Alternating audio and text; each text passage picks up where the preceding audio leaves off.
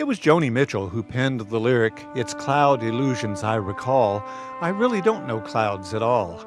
I'm not sure why, but this song, Both Sides Now, always comes into my mind when I turn my eyes toward the heavens to better see the clouds. I'm James Baker. Whether the Impressionist painters had a similar lyric come into their minds as they craned their necks to better see the skies is a silly and irrelevant question, for I would assume they were focused on seeing that exact moment when clouds, sky, and light come together in an extraordinary way.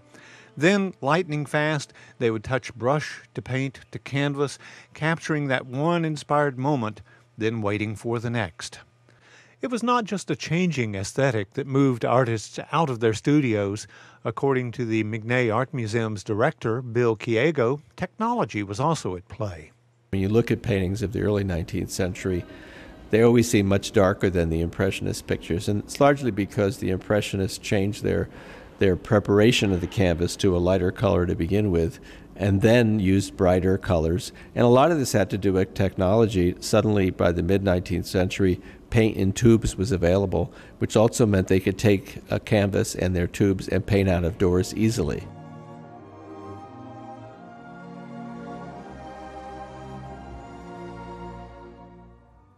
Claude Monet was among the leading French Impressionists, a generalized group of painters who preferred landscape over religious subject, working in the out of doors to working inside a studio.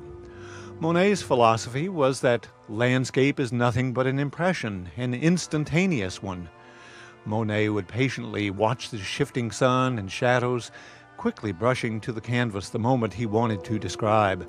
He was such a curiosity along the beach that the children would follow him about, carrying his canvases for him. The writer, Guy de Maupassant, also followed Monet, sketching with words his description of the artist's gifts. He would pick up with a few strokes of his brush the falling sun ray or the passing cloud, leaving aside the false and conventional.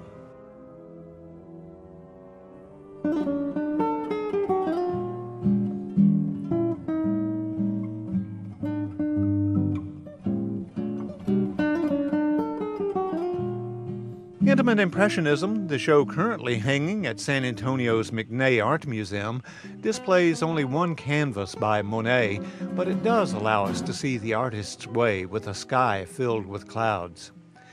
It was Eugene Boudin who showed Monet the way. When Boudin first came to know Monet, Monet's interest was in drawing caricatures. Boudin convinced Monet to come with him to the northern coast of France, a geography known as the Channel Coast. This was home to Boudin, perhaps the reason he was able to capture the shifting interplay of light, sky, and clouds. Boudin earned the reputation as king of the skies, and there's ample evidence of his way with clouds, sky, and an horizon which almost always included the sea. Mary Morton of the National Gallery explains. I would say that's true, and it's a light that he knew, and he grew up with it. And so I think, again, increasingly painting what you know and what you have a real feel for becomes part of the personal and individual nature of artistic expression. But it's hard. I mean, painting the Channel Coast is not an easy thing. Composers, too, were fascinated by the challenge of capturing in sound their impressions of the world around them. Debussy captured the perfumes of the night. Falla wrote musical descriptions of nights in the gardens of Spain. In 1899, Debussy revealed his musical impression of clouds, saying of the opening of his set of 3 nocturnes, a movement titled Nuages, or Clouds, "Nuage renders the immutable aspect of the sky and the slow, solemn motion of the clouds, fading away in gray tones lightly tinged with white."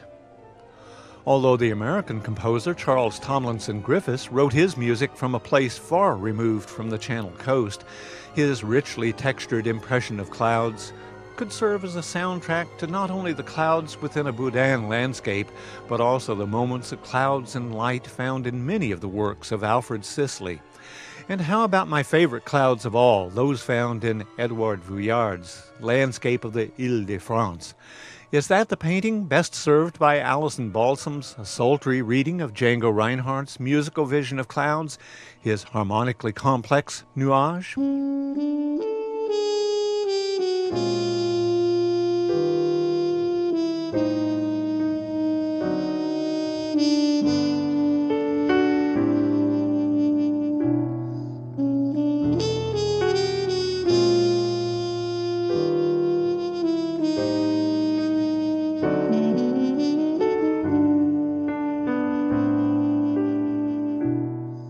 Intimate Impressionism continues to hang at the McNay through January 4th.